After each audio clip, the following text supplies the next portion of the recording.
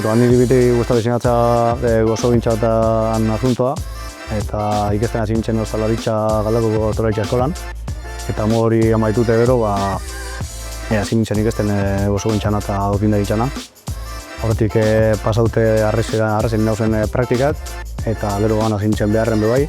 Momentu zei asko ez aldatu, ondela itxi hazien autonomo moduan, eta beti gozu gauze hori ez tegizan, guztemoak zen gauzek ondo, txarto edo zuen negozio bezen barriera okingo dagoen publikoan aurrean, eta errotan beste ekintzaile bat dau, ekain, horrekaz bili beharren, eta niri berak egokatu guztien ona errotara joatea, eta elkizkitzak nigaz kontaktau zauen, eta pentso bari hori nintzen, ze nire ekagu zein dugan hausen horrek gauzek seguramente ez ziren hain ondo urtengo.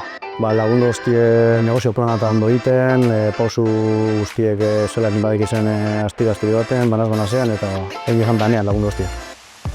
Nire ditu guztiek izan enkarguek, nire gurasoan jatetxean egiten doaz, Bostarrik jatetxea dela, Aigorreko industrialdean dagoena, eta berta eratorri badirez momentuz, enkargu egin gero, tartak edo batzen. Aparte, Instagrameko sare sozialetan kontu batekot, _ larrikeik da, eta horretik jenteak galdozte tartak enkargau, edo ose gauza. Gustatu datan nire denda fisiko bat aukitea eta nire negozioa aurrera erotea. Nire enpresa sortzeko, errota aukindot bide lagun.